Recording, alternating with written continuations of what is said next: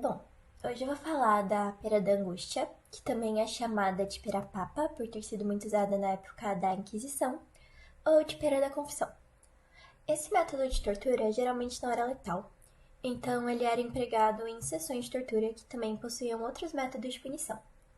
Como vocês podem observar na foto, o objeto possui 4 faces e um parafuso giratório no meio. Quando esse parafuso é acionado, essas 4 faces se separam. Logo, elas se expandem, causando um dano no orifício onde o objeto foi inserido. Como forma de tortura, ele era inserido na vagina das mulheres que eram acusadas de cometer aborto, no ânus dos homens homossexuais e na boca daqueles que eram considerados mentirosos ou blasfemos. Também há registros de que a pera da angústia foi usada como mordaça mecânica. O que seria isso? Essa mordaça mecânica servia basicamente para as pessoas não falarem, mastigarem, etc. Agora eu vou falar do parafuso de polegares. Quando o prisioneiro era submetido a esse método de tortura, ele tinha que colocar os dedos na abertura do instrumento e um parafuso ia ser apertado, o que causaria o esmagamento das falanges por uma barra de ferro.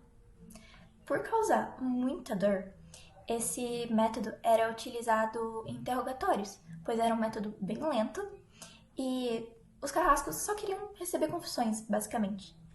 Tanto que tem uma história muito interessante que no Castelo dos Condes, quando eles queriam obter a confissão de algum prisioneiro, eles apertavam o suficiente para causar muita dor e bloqueavam com um cadeado.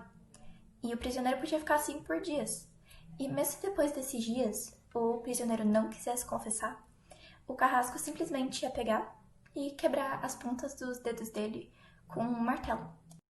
A cadeira inquisitória foi largamente empregada pela Inquisição como meio de se obter a confissão dos chamados hereges.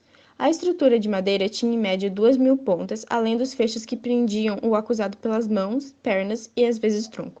Esses fechos não serviam apenas para impedir que a vítima tentasse fugir, mas também para pressionar os membros contra os pregos, forçando a penetração das pontas de metal ou madeira na carne. A pessoa deveria estar pelada, respondendo às perguntas de quando seu corpo é perfurado. Em algumas variantes, podiam ter mais pregos e em outras podiam acender uma fogueira na parte de baixo que aquecia a cadeira, deixando os pregos metálicos em brasa. Freio de ralhar, às vezes chamado de freio de bruxa ou freio de branque, era como uma máscara de ferro que ficava preso da cabeça. Dependendo do modelo, podia variar com um focinho, mas era basicamente isso. Ele tinha uma mordaça com uma ponta afiada dentro que impedia a fala, e toda vez que a mulher mexia a boca ou a língua, ela se comprimia e podia causar uma laceração. Com o dispositivo era impossível comer ou falar. Ele foi mais usado no período das caças bruxas, e muita gente diz que ele degradava o poder feminino, porque ele era usado só em mulheres que fofocavam demais ou simplesmente eram muito próximas de outras mulheres, já que a amizade feminina foi endemonizada e era considerada uma subversão da aliança entre o marido e a mulher. E também eles usavam nas que eram suspeitas de praticar bruxaria. Além disso, eles colocavam uma placa no pescoço da mulher que informava o crime que ela havia cometido e ela era colocada em um lugar público, muitas vezes sendo espancada e humilhada.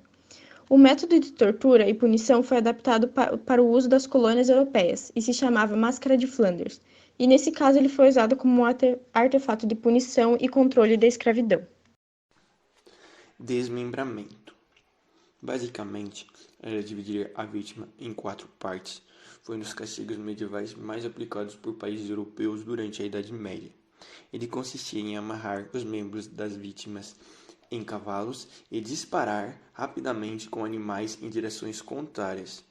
Na Inglaterra, onde a prática foi muito popular, o castigo só foi abolido em 1814. E o desmembramento também foi muito aplicado em colônias europeias na América por castigos a nativos rebeldes. Serras para cortar ao meio. Por serras serem muito comuns na Idade Média, essa tortura foi bastante utilizada.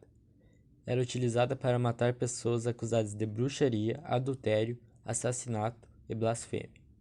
Era costumeiramente usada para ameaçar os acusados, colocando seus familiares nos dentes afiados da serra. Como era feita? Dois torturadores amarravam as pessoas de cabeça para baixo para o sangue fluir. Depois pegavam a serra e atravessavam as vítimas, começando pelo meio das pernas. A tortura costumava durar horas.